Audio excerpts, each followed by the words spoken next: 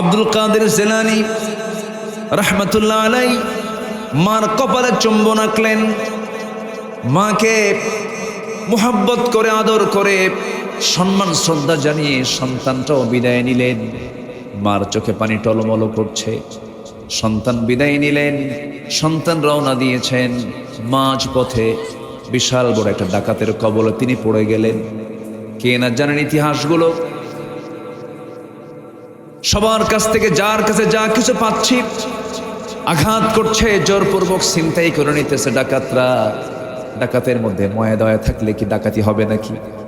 ডাকাতি হবে না। মায়া দয়া থাকলে কি ডাকাতি করা যায়? কিন্তু আব্দুল কাদের জিলানীর সামনে যখন ওই ডাকাত দলের দু একটা লোক যখন সামনে এসে দাঁড়ালো, কি আছে তোমার কাছে? পকেট থেকে সমস্ত স্বর্ণ মুদ্রাগুলো বের করে দিচ্ছেন তিনি। মুস্কি হাসি মেরে বলছেন, এই যে আমার কাছে যা কিছু আছে সব তোমাদের সামনে দিয়ে দিলাম।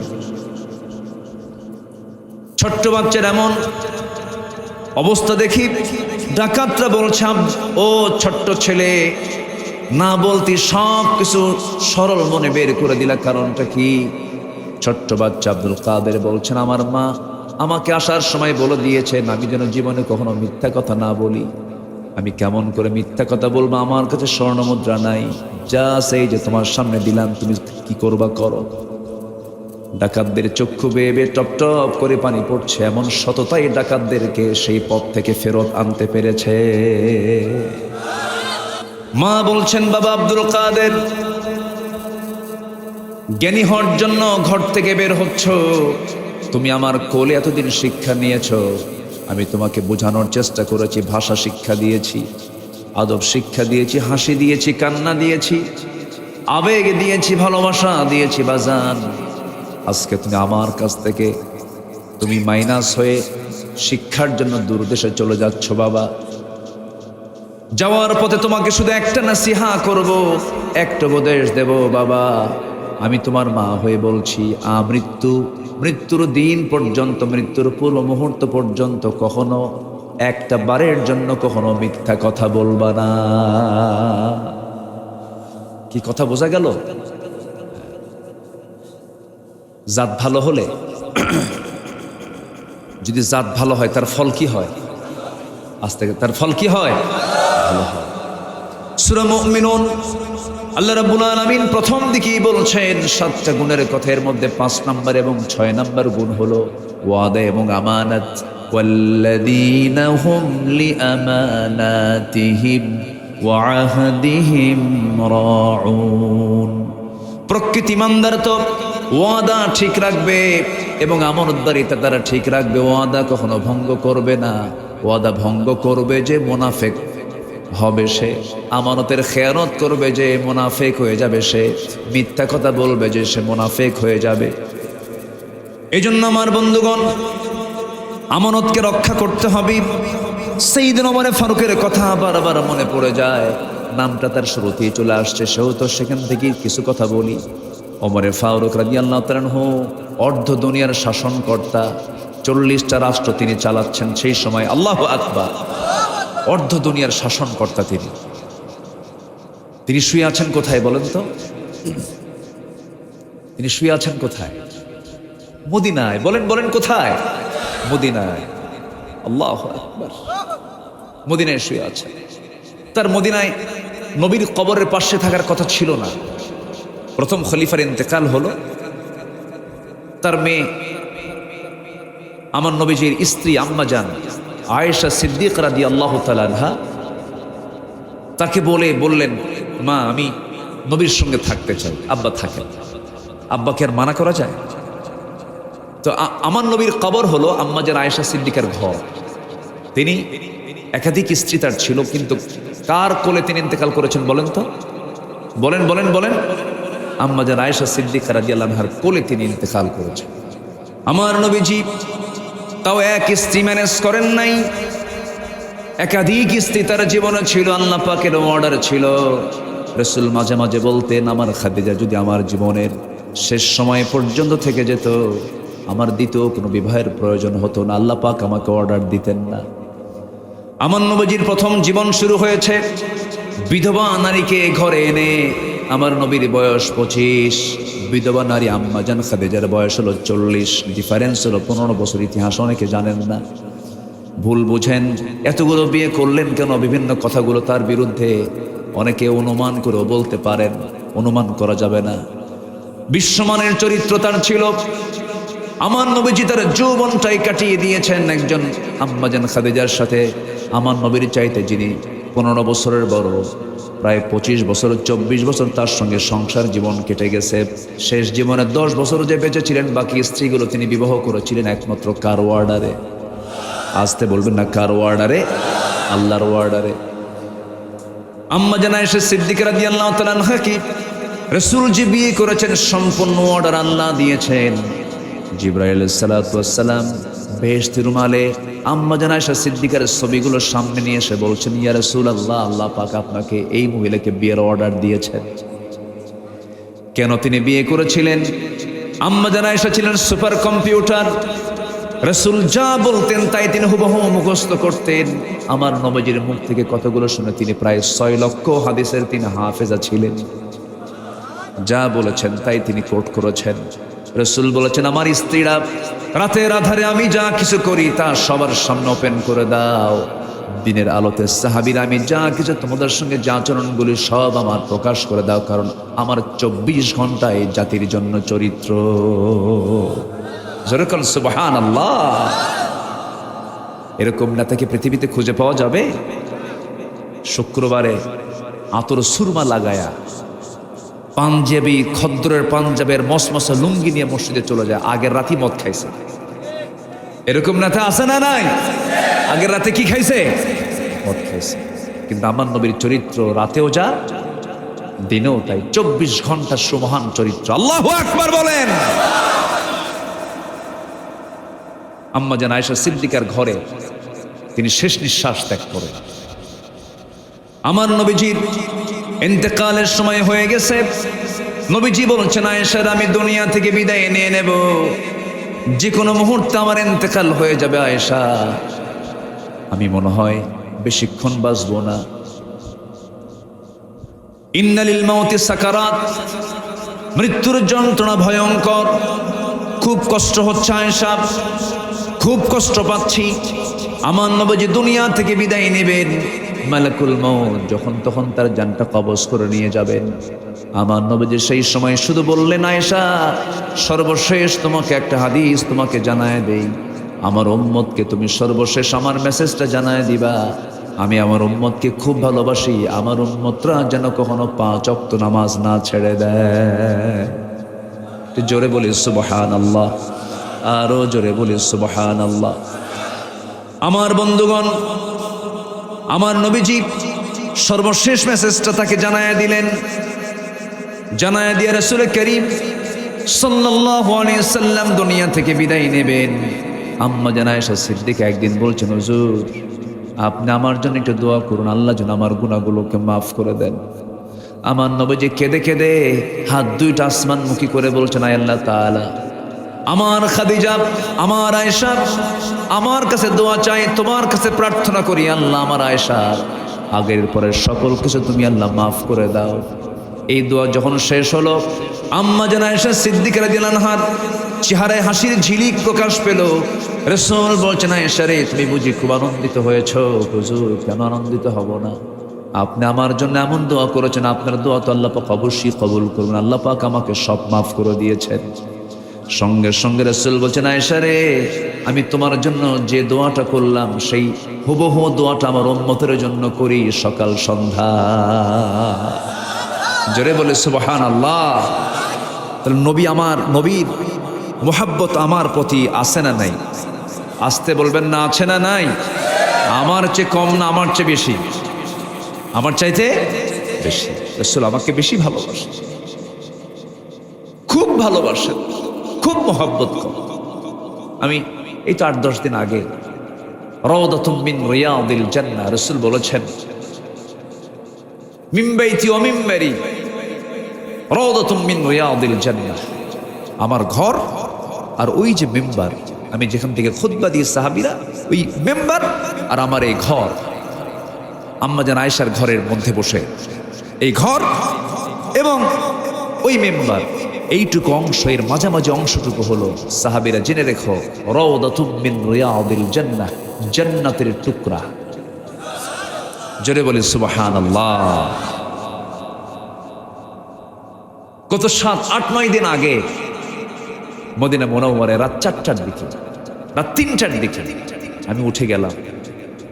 এখন তো অনলাইনে এটাকে বুকিং করতে হয়, অনেক মানুষ, বহু চাপ। অনলাইন বুকিং করে ভিতরে ঢুকলাম। ভিতরে ঢুকে চান্স পাচ্ছি না, প্রচুর মানুষের চাপ, কে না সেখানে গেলে তো সব অস্থির হয়ে যায়। আমি পিছনে বসে আছি। আল্লাহর মেহেরবানি, আমার দেশের বহু প্রবাসী সেই রিয়াজুল জান্নার ভিতরে তারা খেদমত করে। আমাকে দেখে তারা চিনে বলে, হুজুর আপনি এই জায়গায় থাকেন, বেশি নূরেন না, সামনে গেলেই কিন্তু আপনাকে আবার বের করে দিন, আপনি এখানে বসেন, আজান হবে সামনে, আজান হলে পরে তখন ফজরের সময় চলে আসবে, দীর্ঘ সময় আপনি এই জান্নাতের টুকরায় আপনি সময় কাটাতে পারবেন। তো আমাকে কিছুক্ষণ বসে রাখার পর আবার ডেকে নিয়ে সেখানকার দায়িত্বরত একজন কর্মকর্তাকে বলে বুঝাইছে যে আমার দেশে উনি কথা বলেন, আমার দেশে উনি দিনের প্রচার নিয়ে গোটা দেশে ঘোরেন, 20 কোটি মানুষের মাঝে তিনি দিনের কথাগুলো বলেন। বুঝায়া, আমার দেশের মানুষ তো চালাক এবং ক্লেভার, কিন্তু মেধাবী, কিন্তু মিশা কথা বেশি কয়, বুঝলেন, এই সমস্যাই যায়। তো আমাকে নিয়ে আস্তে করে এমন জায়গায় বসালো, নিয়ে গিয়ে একদম প্রথম কাতারে, মানে ইমাম এক কাতার, তার পরের কাতারেই ঠিক এমন জায়গায় বসালো যেখানে আমার নবীজির ঘর শুরু এবং মেম্বার ওই পাশে, ঘর শুরুর একদম ওয়ালের সাথে আমাকে তারা বসায় দিল। বসলাম, বসে পাশেই তো রাসূল শুয়ে আছেন। আসসালাতু ওয়াসসালামু আলাইকা ইয়া রাসূলুল্লাহ। বসেই আমি আমার কথা কিছু বলিনি, কারণ অন্যের জন্য বলবেন, নিজের জন্য হয়ে যাবে। আপনি নিজের জন্য বলবেন, আপনি কৃপণ, আপনি অন্যের জন্য চাবেন, এটা আপনার জন্য চাওয়া হয়ে যাবে। আমি আগে আমার জন্য চাইনি, আমি একে চাইছি আল্লাহ, তোমার নবীর দেশের মানুষ, কত নবীর আগমন হয়েছে সেই ফিলিস্তিনে, আল্লাহ তুমি বাইতুল মুকাদ্দাসের বাসিন্দাকে তুমি আল্লাহ ভালো রাখো। না খেয়ে থাকা সেই শিশুগুলোর আর্তনাদ তুমি আল্লাহ একটু তাকায় দেখো। আমরা পেট ভরে খাচ্ছি, ওরা না খেয়ে আল্লাহকে বলছে, আল্লাহ গোটা দুনিয়ার মুসলমানরা আমাদেরকে খাবার দিল না, শুনেছি তোমার জান্নাতে নাকি বহু খাবার, আমাদের মৃত্যু দিয়ে দাও, তোমার জান্নাতে গিয়ে খাবো আমরা। এরকম করে বাচ্চারা প্রতিনিয়ত দোয়া করছে, কেউ নাই। অথচ খাদ্য গুদাম আছে মানুষের, পৃথিবীর কোন প্রাণীর খাদ্য গুদাম নেই, কোনো প্রাণী না খেয়ে মরে না। মানুষ আজকে না খেয়ে মরছে, খাদ্যের অভাবে না বন্টনের অভাবে? বন্টনের অভাবে মানুষকে না খেয়ে মারতেছে।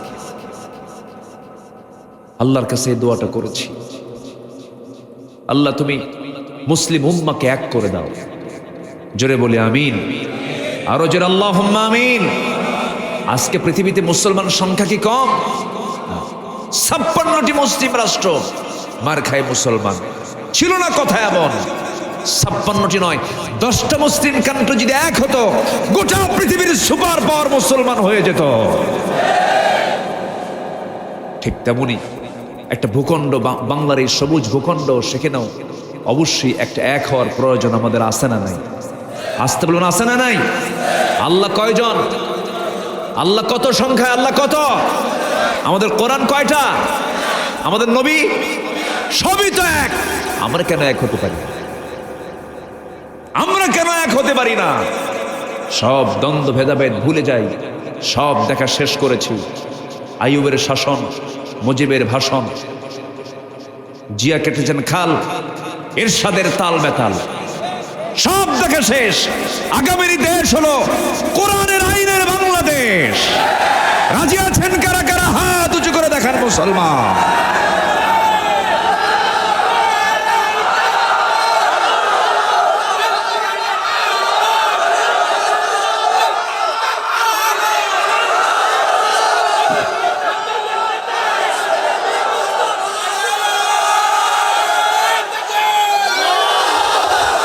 আল্লাহ কবুল করুন, জোরে বলে আমিন।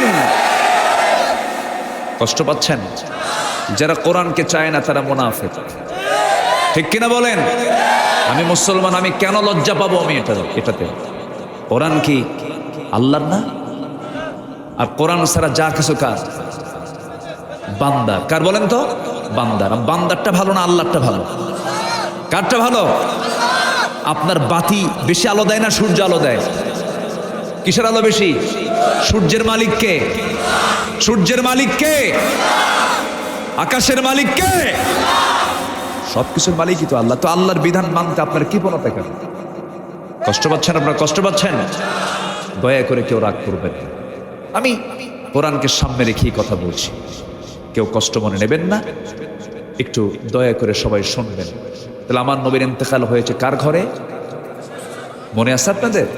আলোচনা শুরু করি, আবার ওই জায়গায় যাই, জোরে বলি ইনশাআল্লাহ। আমি মদিনায় ছিলাম, রাতের একদিন ভোর রাত্রে, মানে রাত ৩-৪ দিকে আমার এক ভক্ত, তো উনি আমাকে বললেন, ভাই চলেন আমরা একটু উহুদ দেখে আসি। রাত্রে নীরব রাত, উহুদের পাশে দিয়ে যাচ্ছিলাম। আল্লাহি আমার কেমন যেন মনে হচ্ছে উহুদে শুয়ে থাকা ৭০ জন সাহাবীর সেই মাকবারা থেকে একটা সুন্দর সুগন্ধ আমার নাকে এসে ধাক্কা খাচ্ছে। ইসলাম কি এমনি এমনি আসছে? এমনি এমনি আসেনি। এই ৭০ জন তাজা প্রাণ আমার নবীজি মাঝে মাঝে মদিনার মসজিদ থেকে উহুদে আসতেন। হেঁটে হেঁটে এসে আমার নবীজি উহুদের সামনে দাঁড়াতেন আর বলতেন, সাহাবীরা, আমার চাচা আমির হামজা এই জায়গায় শুয়ে আছে, আল্লাহ তুমি আমার চাচার কবরটাকে জান্নাতের টুকরা বানাও। আর আমার রাসূল বলতেন, জানো সাহাবীরা, এই যে উহুদ পাহাড় ১০ মাইল লম্বা দেখছে, উহুদ পাহাড় আমাকে খুব ভালোবাসে, আমি উহুদ পাহাড়কে খুব ভালোবাসি। এরকম করে দোয়া করতে, কথা বলতে। সম্মানিত ভাইয়েরা, নবীজির দাঁত ভেঙে গেছে। যে নবীজি রাস্তায় হাঁটলে আল্লাহ তাআলা তার সম্মানে আকাশে সূর্যের নিচে একখণ্ড মেঘ দিয়ে রাখতেন, যেন নবীজির সূর্যের তাপ যেন নবীজির গায়ে না লাগে। নবীজি ঘেমে যেতেন, সাহাবীরা কৌটা দিয়ে তার ঘামটা কৌটার মধ্যে রাখতেন, সুগন্ধি ছড়াতো। কি দামি নবী! সেই নবীজির দাঁত ভাঙছে কোথায় বলেন? কোন ময়দানে? উহুদের ময়দান। এমনি এমনি দাঁত ভাঙছে? খন্দকের পরিখা খনন করতে গিয়ে ৪ দিন ৪ রাত একটানা খাওয়া নাই, পানি নাই, কোদাল মারতেছেন রাসূল, ধুলাই মলিন হয়ে গেছেন রাসূল। আমার নবী না খাওয়া, কোমর কুঁজা হয়ে গেছে। তাহলে উহুদে কি ভাঙছে? দাঁত ভাঙছে। আর খন্দকে কি হারাইছে? কোমর কুঁজা হয়ে গেছে। কোমর হারালেন ও খন্দকে, আর উহুদে হারালেন কি? দাঁত। বিশ্বনবীর যদি দাঁত ভাঙতে হয়, বিশ্বনবীর যদি কোমর হারাতে হয় দিন কায়েমের জন্য, সেই সুন্নাহ পালনের দরকার তার উম্মতের আছে না নাই? খালি মিষ্টি খাবেন? খালি মিষ্টি খায় সুন্নাত আদায় করলে হবে না। দাঁত ভাঙা সুন্নাত, কোমর ভাঙা সুন্নাত আদায় করতে হবে মুসলমান। আমার নবীজি ৪ দিন না খাওয়া খন্দকের পরিখা খনন করতে গিয়ে বিশাল বাংকার করেছেন। যাবেন মদিনায় সবাই, জোরে বলি ইনশাআল্লাহ। যেতে ধনী গরিব লাগে না, নিয়ত করবেন, আল্লাহ কবুল করে নেবেন। কঠিন কিছু না, মাত্র 5 ঘন্টা সময় লাগবে। যাবেন। বিমান কে দিয়েছেন? কে দিয়েছেন বলেন? আল্লাহ দিয়েছেন। বান্দা আবিষ্কার করেছে, কিন্তু দিয়েছেন কে? আল্লাহ। চলে যাবেন। হয়তো ভাবতেছেন আমি যাবো কেমনে, টাকা পয়সা তো নেই। নিয়ত করবেন, চলে যাবেন। বলে দিলাম। এক রিক্সাওয়ালা দেখি 2017 সালে আমার সামনে দাঁড়ায়া, আমাকে দেখে দূর মেরে এসে আমাকে জড়ায় ধরে বলে, হুজুর আমি আপনার খুব ভক্ত, আমি রিক্সা চালাই। বললাম, আপনি আসলেন কি? আপনি বহু টাকা লাগছে তো। হুজুর এই টাকা 15 বছরে জমাইছে, দিন 30 টাকা 40 টাকা করে। সুবহানাল্লাহ বলবেন না? নিয়ত করলে কবুল করবেন কে? খন্দকের প্রান্ত। কষ্ট পাচ্ছেন মনে হয় আপনারা? খন্দকে আমার নবীজি 4 দিন না খাওয়া, নাই পেটে খাবার। এক সাহাবী তার ছেলেকে বললেন কিছু নিয়ে আসো। তো অঞ্জলি ভরে, এই ছোট্ট একটা অঞ্জলি ভরে কিছু খেজুর নিয়ে আসতেছে। রাসূল বলেন, এই ছোট্ট ছেলে কোথায় যাও? আব্বা না খাওয়া তো, আব্বার জন্য নিয়ে আসতে, এদিকে নিয়ে আসো। আমার নবীজি খেজুরগুলো হাতের মধ্যে নিলেন, এরপরে নিজের গায়ের চাদরটা বিছায়া দিলেন, চাদরে খেজুরগুলো রাখলেন, বিসমিল্লাহ বলে ফু দিলেন। এত খেজুর হয়ে গেল, উপচে পড়তে থাকলো, সেই চাদরের উপর দিয়ে গড়ে গড়ে পড়তে লাগলো। আমার নবীজি সহ উপস্থিত যত সাহাবী ছিলেন সব তৃপ্তি ভরে খেয়ে নিলেন। যেরকম সুবহানাল্লাহ। আমার নবীজির মুজিজা ছিল, আল্লাহ পাক তার হাতের মধ্যে বরকত দিয়ে দিয়েছেন, বিশাল বরকতে ধন্য আমার রাসূল ছিলেন। আল্লাহ পাক তাকে মুজিজা দান করেছিলেন। আমার নবীজি না খাওয়া, সাহাবায়ে কেরাম না খাওয়া, কষ্টের পরে সুখ দেন কে? আসতে বলবেন না, কষ্টের পরে সুখ দেন কে? আমার নবীজি ইন্তেকাল করেছেন কার ঘরে? কার ঘরে বলেন? মা আয়েশার ঘরে। আমার নবীজি বলছেন, আয়েশা রে, আমি তো দুনিয়া থেকে বিদায় নিয়ে নেব। রাসূল দুনিয়া থেকে বিদায় নিলেন, তারপরে তার বাবা ও আবু বকর সিদ্দিক রাদিয়াল্লাহু আনহু দুনিয়া থেকে বিদায় নিলেন। দুজনের কবর একসাথে গেলে দেখবেন আমার নবীজির পাশেই শুয়ে আছেন প্রথম খলিফা। ওই সময় আম্মা জান আয়েশার ঘরে মাত্র দুজনের কবর হয়ে গেছে। আমার নবীর ঘরটাই ছিল কবর। আমার নবীর ইন্তেকাল হওয়ার 2 বছরের মাথায় প্রথম খলিফা আবু বকর সিদ্দিক রাদিয়াল্লাহু আনহু দুনিয়া থেকে বিদায় নিলেন। বিদায় নেওয়ার পর খেলাফতের দায়িত্ব গ্রহণ করলেন সাইয়েদনা ওমর ফারুক রাদিয়াল্লাহু তাআলা আনহু। খেলাফতের দায়িত্ব গ্রহণের পর থেকে তিনি প্রায় বলতেন, আল্লাহ, রাসূল যেহেতু এই শহরে ইন্তেকাল করেছেন, তোমার কাছে ফরিয়াদ হলো, আল্লাহুম্মা রযুকনি শাহাদাতান ফি সাবিলিক ওয়াজআল মাউতি ফি বালাদি রাসূলিক। হে আল্লাহ, তুমি আমাকে শহীদের মৃত্যু দান করবে এবং নবীর শহরে আমার মৃত্যু দিয়ে দিবা। দোয়াটা কত কঠিন ছিল। মদিনায় তো আর যুদ্ধ লাগার সম্ভাবনা নাই, কিন্তু এই দোয়াটা তিনি প্রায় করতেন। কিন্তু আল্লাহর কি মেহেরবানি, ওমর ফারুকের এই দোয়াটা আল্লাহ রাব্বুল আলামিন কবুল করে নিয়েছেন। দুনিয়া থেকে বিদায় নিলেন। কেমন করে? নামাজে দাঁড়িয়েছিলেন, এক আততায়ী এসে, এক মুনাফিক এসে পিছন দিক থেকে ছুরিকাঘাত করলো তার পিঠ বরাবর। রক্তাক্ত হয়ে গেলেন, জমিনে লুটিয়ে পড়লেন। জমিনে লুটিয়ে পড়ার পর রক্তাক্ত অবস্থায় তিনি পড়ে আছেন। যে কোনো মুহূর্তে তিনি দুনিয়া থেকে বিদায় নেবেন। ছেলে আব্দুল্লাহকে ডাক দিয়ে বলছেন, আব্দুল্লাহ রে, আমার রাসূল তো মদিনায় শুয়ে আছেন, আমি তাহত হয়ে গেলাম, রক্তাক্ত হয়ে আছি, যে কোনো মুহূর্তে আমি দুনিয়া থেকে বিদায় নিয়ে নেব। ও আমার কলিজার টুকরা সন্তান, কিন্তু আমার কবরটা কোথায় হবে জানি না। বাকিতে শুয়ে আছে আমার বহু প্রিয় সাহাবীরা, প্রিয় ভাইরা, আমার জান্নাতুল বাকিতে বাকিল গারকাদে শুয়ে আছে, বাকি গোরস্তানে শুয়ে আছে। কিন্তু আমার তো মন চায় রে আব্দুল্লাহ, আমার নবীর সঙ্গে শুয়ে থাকবো, কিন্তু জায়গা তো আয়েশার। জায়গা কার ঘর? কার ঘর বলেন? আম্মা জান আয়েশার ঘর। এবারে তিনি বলছেন, আব্দুল্লাহ, আমার পক্ষ থেকে আম্মা জান আয়েশা সিদ্দিকাকে আমার সালাম জানায়া বলবা। ওমরের নগণ্য গোলাম ওমরের বড় শখ নবীর সঙ্গে শুয়ে থাকা, সে যদি দয়া করে জায়গাটা দিত। কিন্তু আম্মা জান আয়েশার বড় শখ ছিল তিনি তার ঘরে নবীর সাথে তিনি শুয়ে থাকবেন। কিন্তু ওমর ফারুকের পক্ষ থেকে যখন এই প্রস্তাবটা চলে গেল, আম্মা জান আয়েশা সিদ্দিকা চোখের পানি ফেলতেছেন আর কাঁদতেছেন, বলছেন, আহারে, জগৎধন্য এমন মানুষ যার ব্যাপারে রাসূল বলেছেন, আমার পরে যদি নবুয়তের দরজা যদি খোলা থাকতো লাকানা ওমর নবী হয়ে যেত। এমন একজন দামি মানুষ যখন আমার কাছে একটা কিছু চাইলো, আমি কেমন করে প্রত্যাখ্যান করি? আমি আমার জায়গাটা আমি ওমরে দান করে দিলাম। মুসলমানদের দিল হতে হবে ছোট না বড়, নিজের জায়গা তিনি দিয়ে দিলেন। আমার নবীর কবরের পাশেই আবার তাকেও শুয়ে রাখা হলো। মোট হলো কয়জন? মোট কয়জন বলেন? 3 জন। এই ওমর ফারুক রাদিয়াল্লাহু আনহুর কথা বলতে তার মৃত্যুর কথাটাও চলে আসলো, ঘটনায় বলে ফেললাম। ওমর ফারুক রাদিয়াল্লাহু তাআলা আনহু একজন বড় আমানতদার শাসক ছিলেন। ক্ষমতার মসনদে বসেছেন, যেদিন থেকে বসেছেন মৃত্যুর দিন পর্যন্ত একটা রাতও তিনি তার পিঠটাকে বিছানার সঙ্গে আলিঙ্গন করতে দেন নাই। এশার নামাজ হয়ে যেত, ঘর থেকে বের হয়ে যেতেন। এশার নামাজ হয়ে যেত, জনগণকে দেখার জন্য বের হতেন। খুব সিম্পল লাইফ ক্রিয়েট করতেন। স্বাভাবিকভাবে চলতেন, খুব কষ্ট করে চলতেন, সীমিত বেতন নিতেন, সীমিতভাবে চলতেন, ছেঁড়া কাপড় চোপড় পরতেন। এক একজন সাহাবী এক এক রকম ছিলেন। ওমরে ফারুকের কাপড়গুলো ছিল ছেঁড়া ছেঁড়া।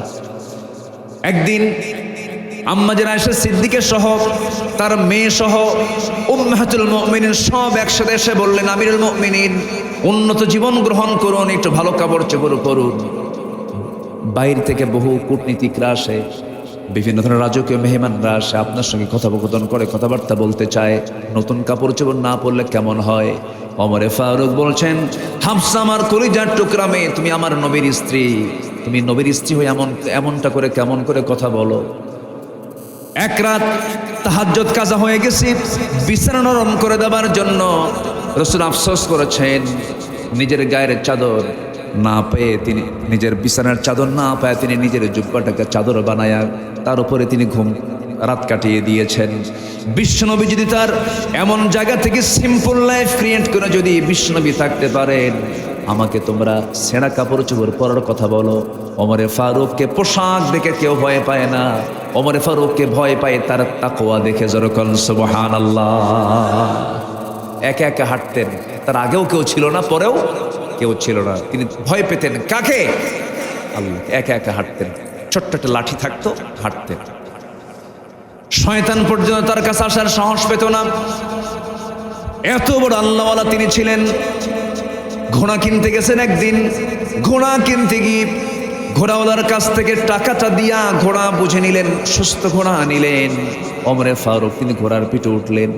কিছু দূরে যেতে না যদি চারটা ঘোড়ার চারটা পায়ে অকেজো হয়ে পড়ে গেছে, আর উঠতে পারে না।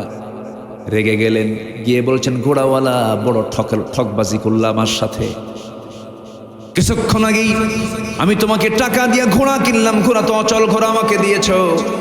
ঘোড়া বিক্রেতা বলছে, আমিরুল মুমিনিন আপনি আমাকে যে অভিযোগটা দিচ্ছেন সম্পূর্ণ মিথ্যা, ভিত্তিহীন। আমি আপনাকে সুস্থ ঘোড়া দিয়েছি, আপনার কাছে অসুস্থ হয়ে গেছে, ঘোড়া ফেরত নাও, টাকা দাও। ঘোড়া বিক্রেতা বলে, অসম্ভব ব্যাপার, আমি ঘোড়া ফেরত দেব না। আপনি ঘোড়া নিয়ে যাবেন, আপনার মালিকানায় ঘোড়া অসুস্থ হয়ে গেছে। একজন শাসকের সামনে সামান্য ঘোড়া বিক্রেতা কেমন করে কথা বলে? ওমরে ফারুক বললেন, না আমি ঘোড়া নেবই না, টাকা দিয়ে দাও। ঘোড়া বিক্রেতা বলছে, আমার কথাও আমি গ্রহণ করব না, আপনার কথাও আমি গ্রহণ করব না, আমার কথা আপনি গ্রহণ করবেন, অতএব এটার ফায়সালা এখানে কেউ দেবে না, চলুন আদালতে চলে যাই। বিচারালয়ে চলে যায়। কোর্ট দেখালেন, খলিফা না জনগণ? বলেন কে দেখালো? কোর্ট দেখালো কে? খলিফা না জনগণ? জনগণ। বিচার বিভাগ কত স্বাধীন ছিল। ওমরে ফারুক বলেন, তাই তুমি কোর্টে যাবে? হ্যাঁ কোর্টে। তো চলো কোর্টে যাই। উপায় নাই তো, কোর্টে চলে গেলেন। এই যে বিচারপতি যারা আছে, বিচারপতিরও তো খলিফাকে বলেন ওমরে ফারুক রাদিয়াল্লাহু তাআলা। ওমরে ফারুক রাদিয়াল্লাহু যখন কোর্টের চত্বরে গিয়ে দাঁড়িয়েছেন, দরজায় দাঁড়ানোর সঙ্গে সঙ্গে বিচারপতি যিনি দেখা মাত্র লাফ মেরে দাঁড়ায় গেছে। দাঁড়ায় গিয়ে বলছে, আমিরুল মুমিনিন আপনি এই জায়গায় কেন? কি সমস্যা আপনার বলুন? বলছেন, সমস্যা তো আমারই। কি সমস্যা? ঘোড়া কিনছি, অকেজো ঘোড়া দিচ্ছে, ঘোড়া চারটা পা অচল, টাকা নিচ্ছে, ঘোড়া আমারে দিচ্ছে অচল ঘোড়া, আমি ঘোড়া নেব না, টাকা ফেরত চাই, টাকাও দেয় না। চিন্তা করেন। এবার বিচারপতি বলছেন, কাজী বলছেন, ঠিক আছে আমি এটার ফয়সালা করছি, দুপক্ষ থেকে কথা শুনতে হবে আমিরুল মুমিনিন। ওমরে ফারুক বলছেন, ঠিক আছে বিচার শুরু করে দাও। দুপক্ষের কথা কাজী শুনলেন। সে কাজীর নাম হলো কাজী সুরাই। এই কাজী সুরাই 100 বছর বেঁচে ছিলেন। এই কাজী সুরাই যখন বিচারের চেয়ারে বসলেন, ওমরে ফারুককেও দেখলেন না, ঘোড়াওয়ালাকেও দেখলেন না, দুপক্ষের কথাই শুনলেন। শোনা মাত্র এবার তিনি বলছেন, আমিরুল মুমিনিন আপনি আমারও আমির, আপনি ওই ঘোড়াওয়ালারও আমির, খলিফাতুল মুসলিমিন, কিন্তু আজকে বিচারের রায়টা জনগণের পক্ষে যাবে, আপনি শাসক, আপনার পক্ষে যাবে না। আল্লাহু আকবার বলবেন না? আপনি ওমরে ফারুক সামনে দাঁড়ায় থেকে আমার সামনে যে কথা বলছেন, আমি যে আপনার সামনে যে সুস্থ অবস্থায় কথা বলতেছি, আমি সুস্থ অবস্থায় বাড়ি ফিরতে পারবো, আপনি সুস্থ অবস্থায় এখান থেকে বাড়ি পর্যন্ত ফিরে যেতে পারবেন, তার কোনো গ্যারান্টি আছে না? কেন গ্যারান্টি নাই? সুস্থতা অসুস্থতা যেগুলো প্রাণীর যে কোনো সময় হতে পারে। ঘোড়া আপনার মালিকানায় চলে গেছে, এরপরে আপনি মালিক হওয়ার পরে ঘোড়াটা অসুস্থ হয়ে পড়েছে, এটার দায় আপনাকে নিতে হবে। অসুস্থ ঘোড়া আপনার, টাকা তার, কোনো ফেরত নেই, কোনো কম বেশি করা যাবে না। ওমরে ফারুক রাদিয়াল্লাহু আনহু মুস্কি হাসি মেরে সেই জায়গা থেকে আস্তে করে চলে গেলেন। পরের দিন মাজলিসে শুরার বৈঠক, মন্ত্রীদের কিনে বৈঠক, বিশেষ বিশেষ ব্যক্তিদের কিনে বৈঠক। সেই বৈঠকে তিনি বললেন, শোনো, গতকালকে একজন শাসক দেখেছি, গতকালকে একজন বিচারক দেখেছি, খুব কড়া বিচারক, আমার বিরুদ্ধে রায় দেওয়ার সাহস নিয়েছে। অতএব আজকের থেকে সিদ্ধান্ত হলো, সেই কাজী শুরাই এই বড় একজন বিচারপতিকে সেই জায়গায় না রেখে আমি জাতীয় বিচারপতির চেয়ার আমি তারে দিয়ে দিলাম। তাহলে খলিফার বিরুদ্ধে রায় গেলে তার প্রমোশন কমে না বাড়ে? আর আমার দেশে কি হয়? আমার দেশে কি হয়? খালি কমে না, দেশ থেকে পালায়। জানেন না? জানেন না? আপনারা জানেন না? আমার বন্ধুগণ, তাহলে আমানতদারিতা ঠিক রাখতে হবে। চারিত্রিক গুণাবলী যতগুলো আছে এর মধ্যে 1 নাম্বার শিখলাম হলো সততা। মনে থাকবে সবার? সততা, সত্যবাদিতা। নাম্বার 2 হলো আমানতদারিতা। এবার নাম্বার 3 চলে আসেন ধৈর্যশীলতা, as-sabr। আল্লাহ রাব্বুল আলামিন সুন্দর করে বহু জায়গায় সবরের ব্যাপারে বলেছেন, ইন্নাল্লাহা মা'আস সাবিরিন। জোরে বলুন আল্লাহু আকবার। আসেন দোয়া করে দিই। হ্যাঁ, দোয়া করবো তো? যে চলে যাচ্ছে, ওনারা চাচ্ছেন যে দোয়া হোক। বসেন। 1 নাম্বার, ও তাহলে ঠিক আছে, যে বলে যাবেন। মাহফিল থেকে বিনা কারণে ওঠা বসা যদি হয়, আর আল্লাহর গোয়েন্দা যদি এটা নজরে নিয়ে যদি আল্লাহকে বলে, আল্লাহ এটা কিন্তু এই কামটা করছে, আর আল্লাহ যদি এটা নোট করেন, নোট করা বুঝলেন কি? থানায় নোট হয় না? থানায় নোট, আল্লাহর থানায় যদি নোট হয় যে এই বান্দাটা বিনা কারণে এই মাহফিলের শৃঙ্খলা রক্ষা করতে পারে নাই, শৃঙ্খলা ভঙ্গের একটা যদি মামলা যদি আল্লাহর থানায় হয়, জামিন হবে? ওঠেন কেন?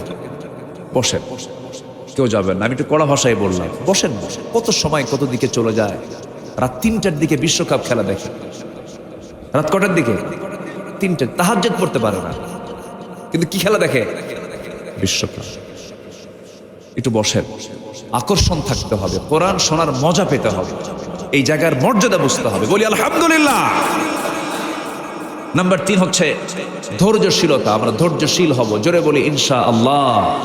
জীবনের এক জায়গায় না, সব জায়গায় বউ রাখতেও কি লাগে? আস্তে কর। সেদিন এক মহিলা আমাকে ফোন দিয়েছেন, ফোন দিয়ে বলছে, হুজুর আমার স্বামী না সকালেও তালাক দেয়, বিকেলেও তালাক দেয়, আমি কি আসি না নাই? কি কথা কি বুঝতেছে? তাহলে যদি কোনো স্বামী যদি সকালেও তালাক দেয়, বিকেলেও তালাক দেয়, সে কি আসে? এরপর আমি কি আসি না নাই হুজুর? কন্ত এত মেজাজ, এত রাগ। ধৈর্য, সবর। সবর এমন একটা গুণ, ধৈর্য এমন একটা গুণ, ধৈর্য আছে যার, সব জায়গায় সফলতা আছে তার। ব্যবসা কি লাগে? নেতা হতে কি লাগে? কর্মী কত গালি দেয়, জনগণ কত গালি দেয়, শোনেই না। এরকম নেতা আছে না? যা ক আমি গন্ডারের চামড়া, আছে কিনা বলেন? উনি নেতৃত্ব দিতে পারেন। এজন্য ধৈর্য একটা বিশাল গুণ। আমরা ধৈর্যশীল হব, জোরে বলি ইনশাআল্লাহ। নূহ আলাইহিস সালাতু ওয়াস সালাম নাম শুনেছেন?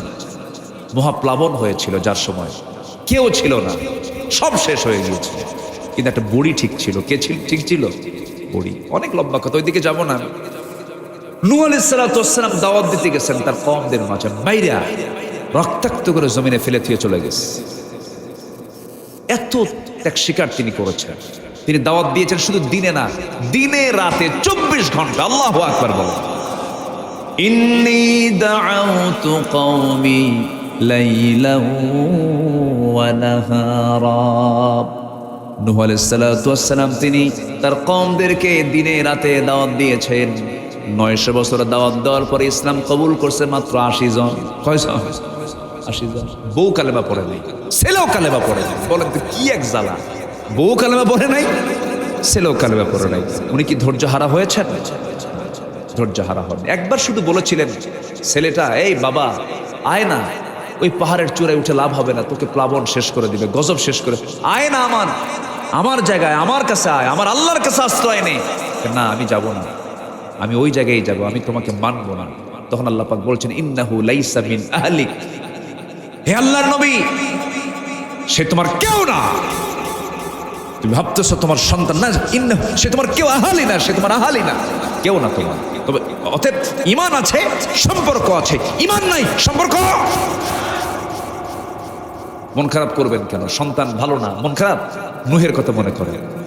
বউটা ভালো না, মন খারাপ, লূত ইসলামের কথা মনে করে।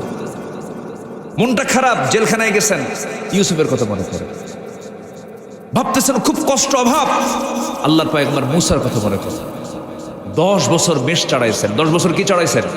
মেষ, ছাগল চড়াইছেন। খুব রাগী মানুষ ছিলেন মূসা। আর ছাগল তো খুব শান্ত প্রাণী, বলেন তো, শান্ত?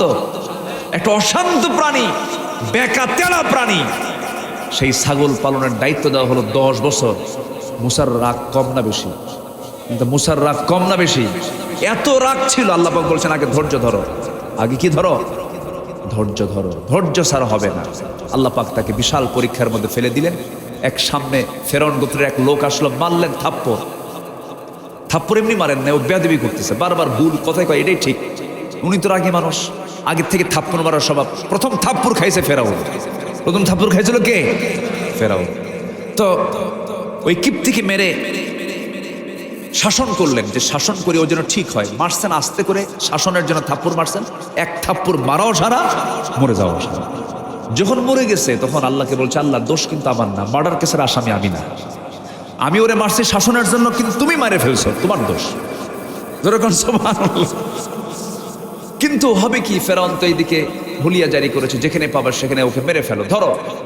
আল্লাহ বলেন, মুসা, নবীদের সুন্নাহ, দেশ ত্যাগ করো, দেশ ছাড়ো। আমার নবী কি দেশ ছাড়েন নাই? মক্কা হলো জন্ম, মদিনায় তিনি হিজরত করেছেন। দেশ ছাড়ো, দেশ তোমাকে ছাড়তে হবে। তিনি দেশ ছেড়ে চলে গেলেন মাদিয়ান। কোথায় গেলেন? মাদিয়ান। মাদিয়ান যাওয়ার পরে প্রচন্ড তৃষ্ণার্ত, ক্ষুধা, সূরাতুল কাসাসের মধ্যে আসছে। করলেন কি? সেই ক্ষুধা নিবারণ করার জন্য, তৃষ্ণা নিবারণ করার জন্য কূপের ধারে গেলেন। কূপ থেকে পানি তুলে পান করলেন। হঠাৎ করে দেখেন 2 মহিলা বালতি নিয়ে আসছে কূপ থেকে পানি পান করার, কূপ থেকে পানি নেবার জন্য। কিন্তু কেউ নাই আশেপাশে, তারা দেরি করতেছে। বলে, নাই মহিলারা, তোমরা এখানে দেরি করো কেন? কূপ থেকে পানি নিয়ে যাও। কে? আমার পারবো না, উপরে ঢাকনা আছে তো, সেই ঢাকনা টান দিতে বহু শক্তির প্রয়োজন। পুরুষ মানুষরা নিয়ে যাবে, এরপর আমরা সেখান থেকে নিয়ে যাবো। তাই তোমরা তো মহিলা মানুষ, সন্ধ্যা হয়ে যাবে, কষ্ট হবে, সন্ধ্যার পরে মেয়েদের তো বাইরে থাকা ঠিক না, তো দাও বালতি, দেখি আমি চেষ্টা করি। বালতি হাতে নিলেন, কূপের ধারে গেলেন, ঢাকনায় হাত দিলেন। যে ঢাকনা টান দিতে 7-8 জন লাগে, উনি বাম হাতে ধরছেন আর মারছেন ফিকা, 14 হাত ধরে সিটকে পড়ছে। 2 মহিলা থরথর করে কাঁপে। আল্লাহু আকবার বলেন। কূপ থেকে পানি তুললেন। কূপ থেকে পানি তুলে নিয়ে বললেন, যাও সোজা বাড়িতে চলে যাও। বাড়িতে চলে গেছেন। বৃদ্ধ পিতা বলছে, সন্তানরা, আজকে তোমার তাড়াতাড়ি কেমনে আসলা?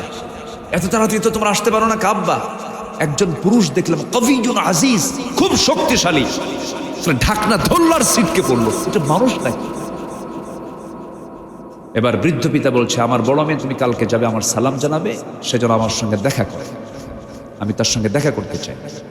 পরের দিন চলে গেছে, গিয়ে বলছে, আবু না শাইখুন কবির, আমার আব্বা খুব বুড়া মানুষ, চলতে পারে না, চামড়াগুলো ঢিল হয়ে গেছে, আপনাকে সালাম জানিয়েছে, আপনি আমাদের বাড়িতে দাওয়াত নেবেন কি? উনি মনে মনে ভাবলেন, এত দূর দেশে আসছি, চিনি না, তাও তো আমি তো দেশ থেকে চলে আসছে হিজরত করে, এখানে পরিচয় হলে তো ভালোই হয়, চলো যাই। কিন্তু যাবো কেমন? আমি তো বাড়ি চিনি না। আপনার কোনো টেনশন নাই, আমি সামনে সামনে আগে যাব, আপনি আমার পিছে পিছে ফলো করবেন। মুসা কয়, আমার নজর কি খারাপ? তুই আমার সামনে থাকবি, আমি পিছে থাকবো, আমার চোখ যদি হঠাৎ করে তোর দিকে পড়ে, আমার গুনাহ হয়ে যাবে। পুরুষ মানুষ পিছনে থাকে না, পুরুষ মানুষ সামনে থেকে, আমি সামনে যাব, তুই পিছে পিছে আসবি। যেরকম সুবহানাল্লাহ। 16 বছরের জাতি ছিল নারীর পিছে না পুরুষের পিছে? আলহামদুলিল্লাহ। হ্যাঁ, নবীরা শিক্ষা দিয়েছেন কি বলেন? নেতৃত্বের জন্য নামাজ পড়াবে পুরুষ না মহিলা? বলেন, নামাজ পড়াবে পুরুষ না মহিলা? পৃথিবীর সমস্ত নবী ছিলেন পুরুষ না মহিলা? আর কি নেবেন? আর কি দলিল নেবেন আপনি বলেন? একটা নবী যদি মহিলা আসতো তাও তো একটা কথা ছিল, এক নবীও কি মহিলা ছিলেন? এর মানে মেয়েদেরকে দাম কম দেওয়া হয়নি, তারা নবী না কিন্তু নবীদের মা তারা। বলি আলহামদুলিল্লাহ, জোরে বলি আলহামদুলিল্লাহ। মায়ের দাম নাই? আছে। মাদের জায়গায় মারা থাকবেন, পুরুষের জায়গায় পুরুষরা থাকবেন, মেয়ের জায়গায় মহিলার জায়গায় মহিলা থাকবেন। যখনই উল্টাপাল্টা করবেন পজিশন শেষ, উল্টাপাল্টা হয়ে যাবে। মুসা আলাইহিস সালাম বললেন, আমি সামনে যাব, তুমি পিছনে পিছনে আসবা, শুধু দুইটা কথা বলবা, বেশি কথা বলা যাবে না। কিন্তু নিক্ষণ শুরু কোনো পেশাল পুশাল নাই, কোনো গালগপ্প নাই। আমি শুধু সামনে যাব, তুমি পিছে পিছে আসবা। যদি ভুল করে বাম দিকে যাই যেতে হবে ডানে, খেলে বলবা ডান বাম, ডান বাম। এর চাইতে 1 ইঞ্চি কোনো কথা বেশি বলা। মহিলা মনে মনে কয় চরিত্র তো ভালোই দেখি, যেরকম সুবহানাল্লাহ। গতকালকে দেখলাম শক্তিও ভালো, আজকে দেখি চরিত্রও ভালো। যারা সৎ নারী, সতী নারী যারা, তারা সেই পুরুষকে পছন্দ করে যারা শক্তিশালী এবং সৎ চরিত্রবান, ঠিক কিনা? আমার মাদের পছন্দ করার জন্য আমি দুটো গুণ শিখিয়ে দিলাম। যে পুরুষের মধ্যে শক্তি বেশি পাবেন আর চরিত্র পাবেন, এটাকেই চয়েস করবেন। ওই লম্বা লম্বা বানরের মতো চুল যাদের আছে না, এরকম আছে না, আছে না, আছে না, আছে না, আছে ঘোড়ার মতো চুল যাদের, হ্যাঁ আছে কিনা, আছে কিনা? কিছু কিছু পুরুষের পোশাক দেখছেন হাঁটু ফাটা, হাঁটু ফাটা প্যান্ট দেখছেন না, হাঁটু ফাটা, মনে হয় ইঁদুর কেটে রাখছে, পাকড়া পাকড়ি কাটা, এই সমস্ত পোশাক পরে। আর মেয়েরা কয় এটাই তো আধুনিক মডার্ন, আছে না নাই বলে তো? শক্তিশালী এবং চরিত্রবান। মূসা আলাইহিস সালাতু ওয়াস সালাম সামনে চলতে চলতে বাড়ি পেয়ে গেলেন। বাড়ি পাওয়ার পরে বুড়ো লোকটার সঙ্গে দেখা হয়ে গেল, সালাম বিনিময় হলো। সালামের উত্তর দেওয়া শেষ করা মাত্রই বুড়ো লোকটার মুখ থেকে বের হলো, হে যুবক, তোমার নাম তো মূসা। উনি তো আতঙ্কিত হলেন, আরে এই ফেরাউনের লোক নাকি? বিশাল টেনশনে পড়ে গেলেন। এবার বলছেন, আপনি আমাকে কেমন করে চিনলেন? এত দূর আমি চলে আসলাম, আমাকে তো চেনার কথা নয়। এবার বৃদ্ধ লোকটা বলছে, মূসা, শুধু তোমার নামটাই জানে না, তোমার কামও জানে কি? থাপ্পড় মারছো, মরে গেছে। থাপ্পড় মারছো, মরে গেছে। আরো জড়সড় হয়ে গেলেন। এবার বলছেন, মূসা, চিন্তা নাই, জায়গা মতো নিরাপত্তার জায়গায় তুমি এসে পৌঁছে গেছো, কোনো টেনশন করো না। আমার সামনে দাঁড়িয়ে যে কথা বলছো, আমি কিন্তু সাধারণ বুড়োদের কাতারের বুড়ো নই। আল্লাহ পাক যাকে মাদিয়ানবাসীর জন্য আল্লাহর পয়গম্বর করে পাঠিয়েছেন, আমি হলাম আল্লাহর পয়গম্বর। শুআয়ব আলাইহিস সালাতু ওয়াস সালাম, ওয়া ইলা মাদিয়ানা আখাহুম শুআয়বা। আমি হলাম আল্লাহর নবী শুআয়ব। কোনো চিন্তা নাই তোমার। গতকালকে এবং আজকে আমার মেয়েকে দেখেছো, দুইটা মেয়ের যে কোনো একটা মেয়েকে আমি তোমাকে বিয়ে দেব, তুমি কি বিয়ে করবা নাকি? এখনই? কি কয়? এখন। এবার বৃদ্ধ লোকটা বলছেন, আল্লাহর পয়গম্বর শুআয়ব বলছেন, শোনো মূসা, আমার দুই মেয়ের যে কোনো একটা মেয়েকে তোমার সঙ্গে বিয়ে দেব, তুমি তাতেও রাজি আসো, কিন্তু এখন তো বিয়ে দেওয়া যাবে না, কারণ তোমার রেকর্ড ভালো না, থাপ্পড় মারলে মানুষ মরে। মেয়েকে দেবো কি? আপনি ধৈর্যের দরকার। কি দরকার বলেন? ধৈর্যের দরকার। ধৈর্য ধরবে, পুরস্কার পেয়ে যাবে। জোরে বলেন সুবহানাল্লাহ। মোট কতগুলো গুণের কথা বলেছি আমি বলেন? 15টা। তার মধ্যে চলতেছে কয় নাম্বার বলেন? 3 নাম্বার ধৈর্য। 3 নাম্বার কি? ধৈর্য। মূসা আলাইহিস সালাতু ওয়াস সালাম এবার বললেন, তাহলে কি করতে হবে? আপনার মেয়েকে তো বিয়ে করতেই হবে আমার, যেহেতু আপনি নবী। কি নবীদের আকর্ষণ আছে না নাই বলেন তো? আচ্ছা, এত সম্ভ্রান্ত একটা পরিবারে তিনি আকর্ষণ পেয়ে গেলেন না, অবশ্যই তার সান্নিধ্য পাওয়া দরকার, তার সহচর্য পাওয়া দরকার। এবার শুআয়ব আলাইহিস সালাতু ওয়াস সালাম বলছেন, শোনো, তোমার রাগটা কমানোর জন্য আমি তোমাকে কিছু দায়িত্ব দেব। সেই দায়িত্ব হলো, আমার বাড়িতে কিছু ছাগল আছে, সেই ছাগলগুলো তোমাকে 8 বছর চড়াতে হবে। পারবা নাকি? হ্যাঁ পারবো। 8 বছর করলে অনার্স কোর্স, আর 10 বছর পূর্ণ করলে মাস্টার্স কোর্স হয়ে যাবে। নবীদের মাস্টার্স কোর্স হয়েছে কি পাইলা? বলেন কি পাইলা? বলেন কি পেলে? ছাগল পেলে। আর আজকে মাস্টার্স পাস করে খুন করে, খুন খুন খুন, ঠিক কিনা? কোরআন থেকে সবক নাও, ধৈর্যের শিক্ষা পেয়ে যাবা। বলি আল্লাহু আকবার। মূসা আলাইহিস সালাতু ওয়াস সালাম ছাগল পালা শুরু করলেন। ইবনে কাসির এসেছে 10 বছর ছাগল পাললেন তিনি। সর্বশেষ দিন ছাগল পাল নিয়ে বাড়ি আসতেছেন, হঠাৎ করে এক ছাগল একা একদিকে মারছে দৌড়। উনি এখন ওই ছাগল ধরার জন্য মারছেন দৌড়। নবীও দৌড়, ছাগলও দৌড়। নবীর সঙ্গে কি আর ছাগল পারে? সকল নবীদের দৈহিক শক্তি সবচেয়ে কম না সবচেয়ে বেশি ছিল? বেশি ছিল। আল্লাহ পাক আমার রাসূলকে 100 জন জান্নাতি পুরুষের সমান শক্তি দান করেছিলেন। কয়শো জন? 100 জন। বিশাল ব্যাপার। মুসা আলাইহিস সালাম ছাগলটাকে দৌড়ায় দৌড়ায় ধরিয়ে ফেললেন, কিন্তু ছাগলটা নবীর শরীর থেকে ঘাম ঝরাইয়া ফেললো। শরীর থেকে যখন ঘাম ঝরে তখন মানুষের মেজাজ কি থাকে? একটু গরম থাকে। এমনিতে গরম মানুষ, ওই দিকে দৌড়া দৌড়া ছাগল ধরতে না পেরে শেষ পর্যন্ত ধরিয়ে ফেলেছেন। রাগ উঠছে 100 ডিগ্রি। দুই হাত দিয়ে দুই পা ছাগলের শক্ত করে দুই হাতে নিয়ে সন্ধ্যের উপরে খাড়া করেছেন। এক আসারেই তোরে মেরে ফেলবো। লক্ষ্য করে দেখেন ছাগলটার দুই চোখে ভয়। শরীরের লোমকূপ থেকে ঘামগুলো টপ টপ করে পড়ছে। ছাগলটার গোটা দেহ ভাইব্রেশন হচ্ছে, কাঁপতেছে। সঙ্গে সঙ্গে ভাবলেন ছাগল তোরে মাইরা কি লাভ? কিন্তু ছাগলই তোরে মাইরা লাভ আছে? দয়া হলো, মায়া হলো। দুই হাত থেকে দুই পা ছেড়ে দিয়া ছাগলটাকে কোলের মধ্যে নিয়ে তিনি আদর করলেন। প্রাণীর প্রতি রহম দিল হলেন, মোহাব্বত করলেন, ভালোবাসলেন, ধৈর্য চলে আসলো। আল্লাহ বলছেন মুসা আমি তোমার নবুয়ত দিয়ে দিলাম। জোরে বলেন সুবহানাল্লাহ।